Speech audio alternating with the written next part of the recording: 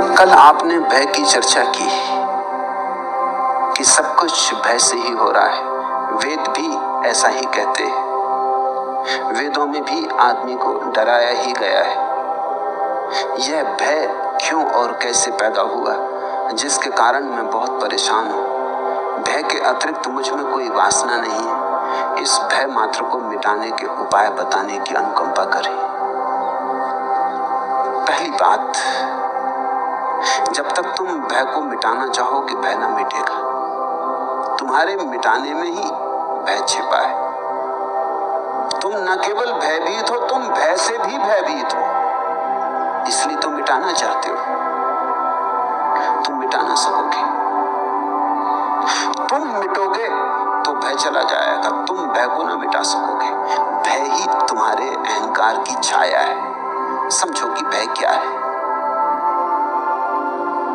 तुम जानते हो मौत होगी, इसे तुम झुठला नहीं सकते। रोज कोई मरता है, हर मरने वाले में तुम्हारी ही मरने की खबर आती। जब भी कोई अर्थी निकलती, तुम्हारी ही अर्थी निकलती। और जब भी कोई चिता जलती, तुम्हारी ही चिता जलती। कैसे भुलाओगे? तुम जानते हो कि तुम भी मरोगे। जन्म गए तो मरोगे तो ही। ये देह तो मरण सैया पर धरी है, ये तो चढ़ी है चिता पर। ये तो तुम रोज मरते जा रहे हो। भयभीत कैसे ना होगे? ये डर तो खाएगा, ये तो घबराएगा कि मौत करीब आ रही, पता नहीं कब आ जाए, कभी भी आ जाए, किसी भी क्षण आ सकती। इस जीवन में एक ही चीज निश्चित है, मृत्यु, और तो कुछ निश्चित नहीं है। इस निश्चित मृत्यु से तुम घबराओगे कैसे ना? घबराओगे तो ही। ये बिल्कुल स्वाभाविक है। तुमने शरीर को समझ लिया मैं, तो मौत होने वाली, मौत होगी तो भय होगा। तुमने मन को समझ लिया मैं, और मन तो शरीर से भी ज्यादा अस्थिर है। क्षण भर भी वही नहीं रहता, बदलते ही जाता है। पानी की धार है, अभी कुछ सुबह प्रेम से भरा था, दोपहर घृणा से भर गया। अभी श्रद्धा उमग रही थी, अभी अश्रद्धा पैदा हो गई। अभी बड़ी करुणा दर्शा रहे थे, अभी क्रोध में आ गए। अभी जिसके लिए मरने को तैयार थे, अभी उसको मारने को तत्पर हो गए। ये मन तो भरोसे का नहीं है, ये तो बिल्कुल कपरा है, ये तो पानी की लहर है। इस पे तो खींचो कुछ, खिंचता नहीं, मिट जाता है। इस मन के साथ तुमने अपने को एक समझा है। क्षण भंगुर मन के साथ तुमने अपने को एक समझा। मृत्यु के मुख में चले जा रहे शरीर के साथ तुमने अपने को एक समझा। तुम भयभीत कैसे ना होगे? और तुम पूछते हो भय से छुटकारा कैसे हो? भय स्वाभाविक है। भय तुम्हारे भ्रांत तादात्म्य की छाया है।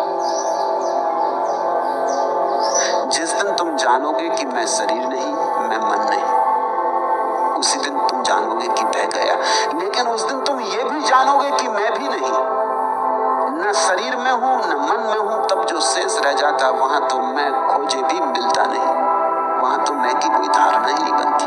मैं तो पैदा ही तादात्म्य से होता है। किसी चीज से जुड़ जाओ तो मैं पैदा होता है। शरीर से जुड़ जाओ तो मैं, मन से जुड़ जाओ तो मैं, धन से जुड़ जाओ तो मैं, धर्म से जुड़ जाओ तो मैं, कहीं भी जोड़ लो अपने को तो मैं। जब सब जोड़ छूट गए तो मैं बचता नहीं। तब भीतर रह जाता है शून्य स्वभाव। उस शून्य स्वभाव में कोई भय की रेखा भी पैदा नहीं होती। तो तुम पूछते हो कि भय से कैसे छुटकारा हो? नहीं, भय से छुटकारे की चेष्टा ना करो। भय को समझो कि भय क्यों है। छुटकारे के तो तुम उपाय कर ही रहे हो। तो कोई भगवान के चरणों को पकड़े पड़ा है कि प्रभु बचाओ, तुम्हारी शरण आया हूं, लेकिन भय के कारण ही पड़ा है। तुम भगवान को याद ही करते हो जब तुम भयभीत हो जाते हो। एक नाव डूबी हो रही थी और मुल्ला नसरुद्दीन और उसका मित्र दोनों कप रहे हैं। नसरुद्दीन का मित्र घुटने टेक के बैठ गया, नमाज पढ़ने लगा। उसने कहा, हे अल्लाह, हे परमपिता, अगर तूने मुझे बचा लिया तो मैं अब कभी भी शराब न पीऊंगा।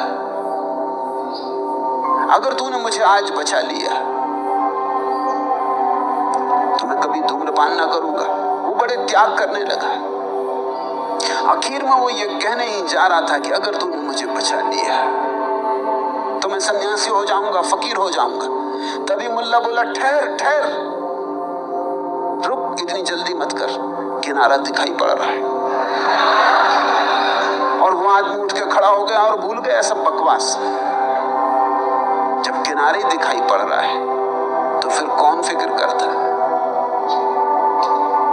मुल्ला एक बार चढ़ रहा था वृक्ष पे, खजूर लगे,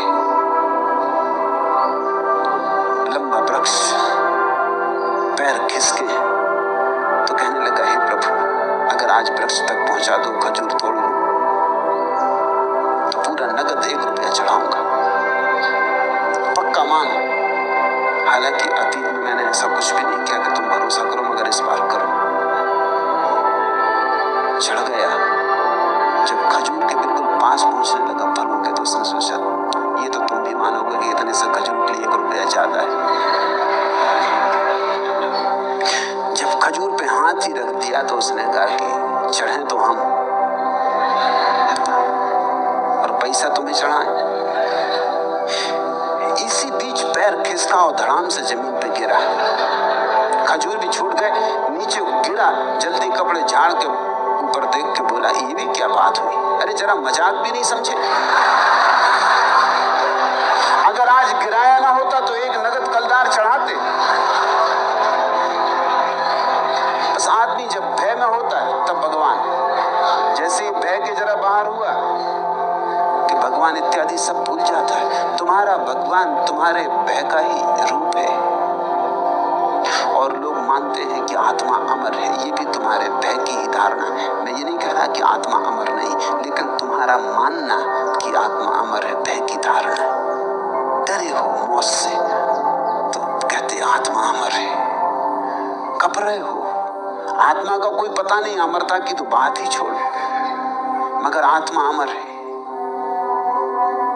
इन सिद्धांतों में अपने को छिपाने की कोशिश मत करो।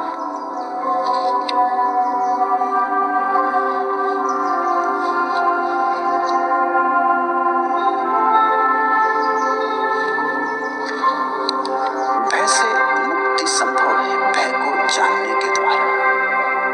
भय का साक्षात्कार करो। जहां भी तुम्हें लगे भय है, वहां भय पर ध्यान करो। समझने की कोशिश करो, क्यों है, कहां है, किस कोने में छिपा, मन के किस अचेतन में बैठा, कहां से उठता ये धुआं, क्यों उठता। जिन मित्र ने पूछा है, मुझे लगता है उन्होंने भय का कभी साक्षात्कार नहीं किया। भय ने उन्हें पंगु कर दिया है। तुम इस पंगुता को तोड़ो। जब भय लगे, बैठ के शांति से ध्यान पूर्वक भय को पहचानो, कहां है। लगता है शरीर मर जाएगा, तो शरीर तो मरना ही है, इसमें भय की क्या बात, ये तो होना ही है। इसमें भय करने से प्रयोजन क्या है। सुकरात मरता था, एक शिष्य ने पूछा, आप भयभीत नहीं है? तो सुकरात ने आंख खोली और उसने कहा, भय 2 ही संभावनाएं हैं, या तो जैसा नास्तिक कहते हैं कि मैं मर जाऊंगा, बिल्कुल मर जाऊंगा, कुछ भी ना बचेगा। जब कुछ बचेगा ही नहीं तो भय किसका, किसको होगा। बात खत्म हो गई। सुकरात ना रहा, खत्म हो गई बात। रह के भी क्या करना था, इतने दिन रहे तो भी क्या कर लिया। जन्म के पहले भी नहीं थे तब तो कोई तकलीफ नहीं थी, मौत के बाद फिर नहीं हो जाएंगे तो तकलीफ क्या है। तुमसे मैं पूछता हूं, जन्म के पहले तुम नहीं थे, अगर नास्तिक सही है तो जन्म के पहले तुम नहीं थे, कौन सी तकलीफ थी नहीं होने में।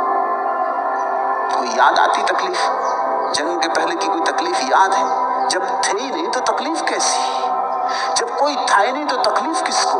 मरने के बाद फिर नहीं हो गए तब घबराना क्या है, फिर वैसे ही हो गए जैसे जन्म के पहले थे, ऐसे ही समझो।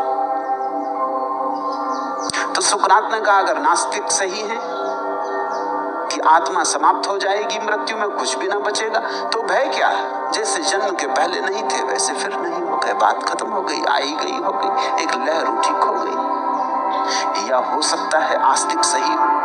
अगर आस्तिक सही है और आत्मा बचेगी तो फिर भय कैसा। शरीर ही गया, हम तो बचे ही रहे, हम तो शरीर थे ही नहीं। तो सुकरात ने कहा, 2 ही संभावनाएं हैं, या तो आस्तिक सही हो या नास्तिक सही हो। और सुकरात बड़ा हिम्मत का आदमी, वो ये भी नहीं कहता कि मैं मानता हूं इसमें कौन सही, वो कहता मुझे कुछ पता नहीं, मगर भय कैसा, दो में से कोई एक ही ठीक हो सकता है, दोनों हालत में भय व्यर्थ है। तो अगर शरीर का जाने का भय लगता है तो क्या डर है, शरीर तो जाएगा। एक फकीर के दो बेटे थे, मर गए एक दुर्घटना में। जब वो फकीर घर आया नमाज पढ़ के मस्जिद से, तो उसकी पत्नी ने कहा पहले तुम भोजन कर लो, फिर तुम्हें एक बात कहनी। उसने भोजन कर लिया, लेकिन वो बार बार पूछने लगा बेटे कहाँ हैं, क्योंकि उनको बेटे से बड़ा लगाव था, जुड़वा बेटे थे। और कहने लगा कि वो सदा मस्जिद पहुंच जाते थे, आज मस्जिद भी नहीं पहुंचे, बात क्या। पत्नी ने कहा पीछे बताऊंगी, आप पहले भोजन कर लें। उसने भोजन कर लिया, हाथ पैर धो के बैठ गया, तो कब दूसरे कमरे में आए, लेकिन पहले एक बात कहनी। 20 साल पहले एक आदमी कुछ हीरे जवाहरात मेरे पास रख गया था अमानत के तौर पर, आज वापस मांगने आया, तो मैं उसे लौटा दूं? तो फकीर ने कहा ये भी कोई पूछने की बात है, जो उसकी है चीज उसे लौटा दो, इसमें मेरे पूछने के लिए रुकने की जरूरत ही ना थी, तुमने लौटाए क्यों ना, क्या कुछ मन में बेईमानी आ गई? उसने कहा बस फिर ठीक है, अंदर आए। उसने चादर उठा दी, दोनों लड़के मुर्दा पड़े थे। फकीर तो सन्नाटे में आ गया, लेकिन तब समझा बात। 20 साल पहले दोनों पैदा हुए थे, जिसने दिया था वो आज वापस ले गए। हंसने लगा, उसने पत्नी से कहा तुमने ठीक किया, तूने ये बात मुझसे ठीक ही पूछी। और फिर देख मजे की बात, 20 साल पहले ये दोनों जब पैदा नहीं हुए थे तब भी सब ठीक था, अब ये दोनों चले गए तो गलत होने का क्या कारण है? तब भी तो हम मजे में थे जब ये नहीं थे, जैसे तब थे वैसे अब होंगे। एक सपना था, देखा और टूट गया। तो अगर शरीर के कारण भय लगता है तो ये शरीर तो जाएगा, इसे बचाने का कोई उपाय नहीं। अगर मन के कारण भय लगता है तो मन तो तुम हो ही नहीं, थोड़े जागो, ध्यान करो, उससे भरो। जैसे जैसे जागने लगोगे चैतन्य की ज्योति जलने लगेगी, शरीर मन से अलग होने लगोगे, वैसे वैसे भय विसर्जित हो जाएगा। लेकिन तुम भय के खिलाफ मत लड़ो, खिलाफ लड़ोगे तो तुम भीतर तो कपते ही रहोगे, हालत उल्टी बनी रहेगी।